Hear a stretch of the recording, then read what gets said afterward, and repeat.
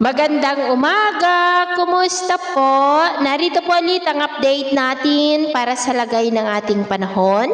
Ngayong umaga po ng July 1, 2026. Sa ngayon po ay nakalampas na sa kalupaan ang sama ng panahon na ating binabantayan.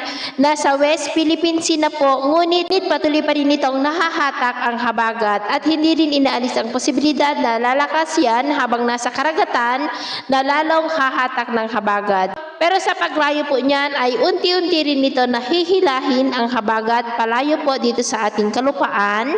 Kasabay ng paglayo nito ay ang unti-unti naman na paglapit ng isa pang sama ng panahon na nagbabanta na maging super typhoon na muli pong hahatak ng habagat. Hindi naman po yan nakitaan na tatama sa ating kalupaan, pero palalakasin nito ang habagat next week na siya naman pong magpapaulan dito po sa ating bansa, lalo na sa kanlurang bahagi. At ito naman po ang pinapakita ng forecast model natin pong ginagamit hanggang po sa susunod na 2 linggo. At sa lagay ng ating panahon, ngayong madaling araw po ay may mga isolated rains sa ilang bahagi ng Isabela, Bataan, Calabarzon, Mimaropa, Catanduanes, Masbate, ilang bahagi po ng Panay Island, Negros, Cebu, Bohol, Leyte, Eastern Samar, Caraga, Sulu Archipelago, Zamboanga Peninsula, Sultan Kudarat, Sarangani at ilang bahagi po ng Davao. At mamaya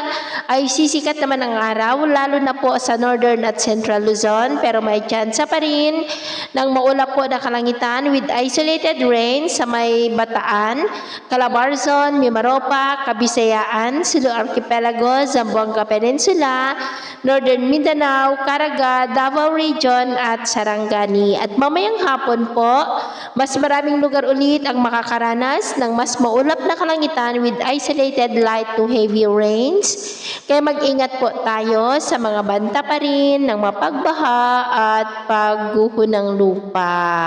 At sa atin naman pong mga baybayin, wala naman na po tayong nakataas na anumang gale warning signals, pero bayang pag-iingat lamang po kung papalaot tayo para po mas makaiwas sa mga sakunang pangkaragatan.